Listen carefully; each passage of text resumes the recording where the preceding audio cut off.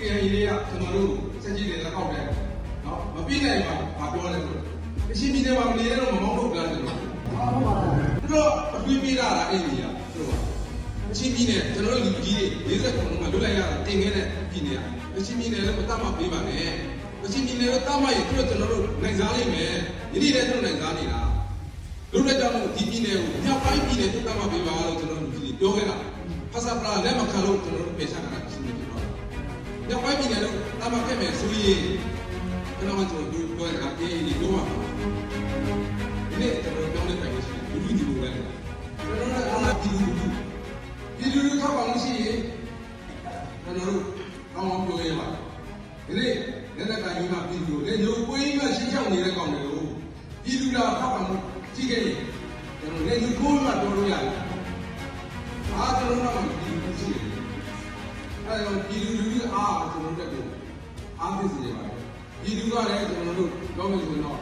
ပြည်သူအားတခြားမဟုတ်ပါဘူးဒီမိုးကောင်းမျိုးတွေမှာဆိုရင်ဇန်နဝါရီလ17ရက်နေ့ကျရင်နေကြပါမယ်အဲကျွန်တော်ကြားနေပြီးသားမှာသူကတစ်ချက်သေးနေလိုက်ရင်မအောင်ကြည်ပြီး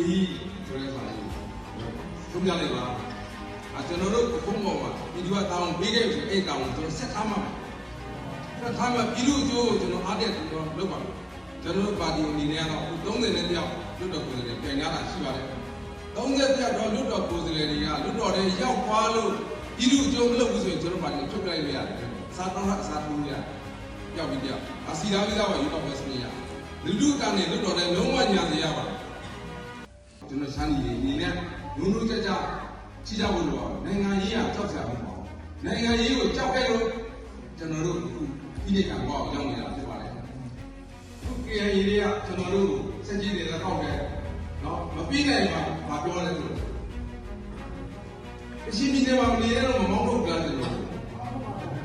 သူတို့အပြည့်ပြတာအဲ့ဒီอ่ะသူတို့မောင်းထုတ်ရအောင်အဲ့မှာသူတို့အကြောက်ဆုံးကဒီ2008အောင်ပါပြီးသားကျွန်တော်တို့ပြောရအောင်ကောင်းကောင်းလုပ်လို့ရတယ်ဒါလည်းနောက်ဆက်တွဲပြည်သူတွေကျွန်တော်တို့လက်တွေ့လုပ်ကြတာဖတ်ပြအောင်အဲ့ဒီပုံမှန်ကိုပါသူကကာကြီးမှမလို့ရည်သားတယ်ဆိုတော့ရှင်းရွယ်တိုင်းခုနှစ်တိုင်းကိုတိုင်းဒေသကြီးခုအဖြစ်၎င်းရှင်းရွယ်ပြည်နယ်ခုနှစ်ပြည်နယ်ကိုပြည်နယ်ခုနှစ်ပြည်နယ်အဖြစ်၎င်းပိုင်းခြားတတ်မှတ်ပြီးတို့တိုင်းဒေသကြီးခုနှစ်ပြည်နယ်ခုနှစ်ပြည်နယ်တို့အစစ်အတမ်းတူညီကြတယ်ဆိုတာအခုတိုင်းဒေသပြည်14ခုကိုပြောတာဖြစ်ပါတယ်နော်ခဝေးတို့တိုင်းဒေသကြီးခုနှစ်ပြည်နယ်ခုနှစ်ပြည်နယ်တို့အမိများကိုရှင်းရွယ်တိုင်းဟောဆိုတုံးလုံးနီဒါ94ရှိကဥပဒေမှာရှင်းရွယ်တိုင်းတုံးလုံးသွားတာဖြစ်ပါတယ်နော်ခငယ်မှာကျတော့ဒါတို့လာဝါယူအဲ့ဒီကိစ္စသူတို့တော့ဒီထိုင်းမှာသူဒီထားပါတယ်ကြောက်တယ်ကြောက်တယ်ရှင်မျိုးတွေအနေနဲ့အဲ့ကြောင့်တိုင်းဒေသကြီးတစ်ခုခုကြီးအမိကိုဖြစ်စေပြည်နယ်တစ်နယ်နယ်အမိကိုဖြစ်စေကြောင်းလဲတတ်မှတ်လို့နေတက်ဆက်ရတိုင်းဒေသကြီးတို့မို့ပြည်နယ်အတွင်းနေထိုင်ကြတော့နိုင်ငံသားများ၏ဆန္ဒရယူပြီးဥဒေပြဋ္ဌာန်းခြင်းကြောင်းလဲတတ်မှတ်ရမည်အချင်းပြည်နယ်ကျွန်တော်တို့လူကြီးတွေ40ခုလုံးကလွတ်လိုက်ရတာတင်ခဲ့တဲ့ပြည်နယ်ကအချင်းပြည်နယ်လည်းမတတ်မှတ်ပေးပါနဲ့အချင်းပြည်နယ်လည်းတတ်မှတ်ရင်သူတို့ကျွန်တော်တို့နိုင်စားလိမ့်မယ်ဒီနေ့လည်းသူတို့နိုင်စားနေတာလူတွေကြောင့်ဒီပြည်နယ်ကိုမြောက်ပိုင်းပြည်နယ်သူတတ်မှတ်ပေးပါလို့ကျွန်တော်တို့ဒီပြောခဲ့တာဖဆပလာလက်မခံလို့ကျွန်တော်တို့ပြေချတာရှိနေတယ်တော့မြောက်ပိုင်းပြည်နယ်တော့တတ်မှတ်ခဲ့မယ်ဆိုရင်ခဏမှကျွန်တော်တို့ပြောရတာအေးအေးပြောပါမှာဒီနေ့ကျွန်တော်ပြောင်းလဲပိုင်လို့ရှိတယ်လူလူညီကိုပဲလို့ကျွန်တော်လည်းလွတ်တော်လေးအောင်ပြုမယ်ဒါတွေအချင်းတွေကKIAကျွန်တော်နိုင်စားတော့ဒီလိုမျိုးမဟုတ်ခံရတယ်ဒီဘိုးဘွားဆက်ဆက်ကြီးကျွန်တော်တို့နေထိုင်လာတာကျွန်တော်မဖက်နိုင်ဘူးဒါကြောင့်ဒီပြည်နယ်ပြည်ကြောင်းမှာကျွန်တော်တို့ပြင်လို့ရတယ်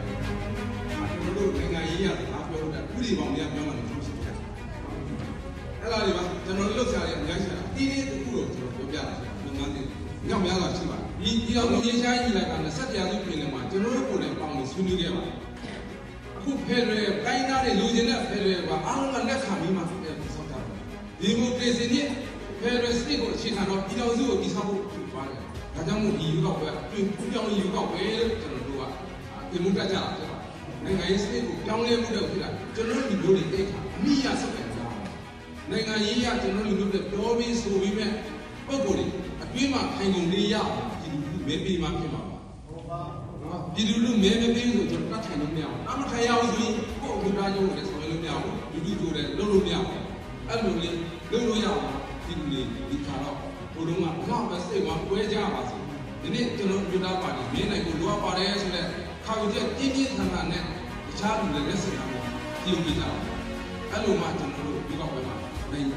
ဒီကောက်ပွဲမှာအနိုင်ရပြီဆိုရင်တော့ကျွန်တော်တို့ရဲ့လူကျိုးဒေတာကျိုးစတဲ့တိုးလို့ဆောင်ရွက်နေတာဖြစ်ပါတယ်ဒါကြောင့်မို့ဒီလူတွေနဲ့ဒီနေ့ကိုယ့်ရဲ့ပါတီအနိုင်ရရှိရေးကိုဝိုင်းဝန်းကြိုးစားပေးပါ2020ချက်မှာပေါ်လာမဲ့လူတော်ကြီးတွေမှာချမ်းနီလူမျိုးတွေချမ်းနီပါတီကဒီပုဂ္ဂိုလ်တွေလူတော်ထဲမှာများရအောင်ဒီလူတွေနဲ့ဝိုင်းဝန်းပြီးမှမြဲတဲ့ပြကြပါလို့ပြည်သားတွေကပြောကြရင်ဒီလိုဖြစ်ပါတယ်